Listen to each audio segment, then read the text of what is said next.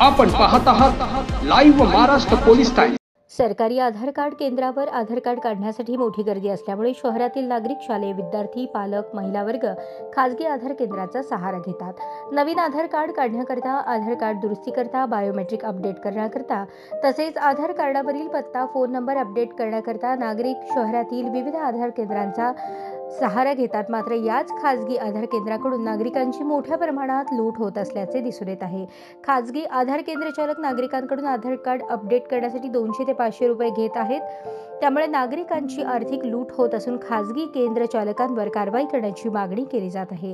सरकारी योजनांचा लाभ बँका, शाळा, कॉलेज आदी ठिकाणी आधार कार्डची सक्ती केली जात आहे। आधार नसेल तर शासकीय योजनांच्या लाभापासून निराधार राहावे लागते।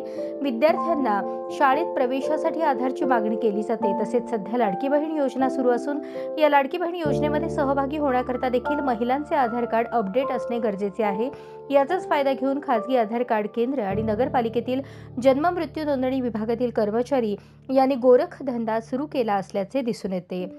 वास्तविक पाहता जन्म मृत्यूच्या दाखल्यामध्ये बदल करण्याकरता नाममात्र फी राज्य शासनाने जाहीर केली आहे। मात्र अशा पद्धतीने नगरपालिका प्रशासनातील जन्म मृत्यू विभागाचे अधिकारी आणि कर्मचारी यांच्या मिलीभक्तीतून आधार केंद्र चालक नागरिकांची लूट करत आहेत। सध्या राज्यातील सर्वात चर्चेत असलेली लाडकी बहीण योजना, राज्य शासनाकडून दिल्या जाणाऱ्या विविध योजनांच्या लाभासाठी आधार नंबरची सक्ती केली जाते। अनेकांचे मोबाईल नंबर, पत्ते तसेच लग्नानंतर महिलांचे नाव देखील बदलते। अशा विविध कारणांसाठी आधार कार्ड अपडेट नसल्यास नागरिकांना शासकीय योजनांचा लाभ मिळत नाही। यावेळी खासगी आधार केंद्राकडून नागरिकांची मोठ्या प्रमाणात लूट केली जात असून आधार काढण्याकरता केंद्र शासनाने आणि जिल्हा प्रशासनाने जी फी आकारली आहे त्या फीच्या व्यतिरिक्त मोठ्या प्रमाणात बेकायदेशीर रक्कम घेतली जात आहे।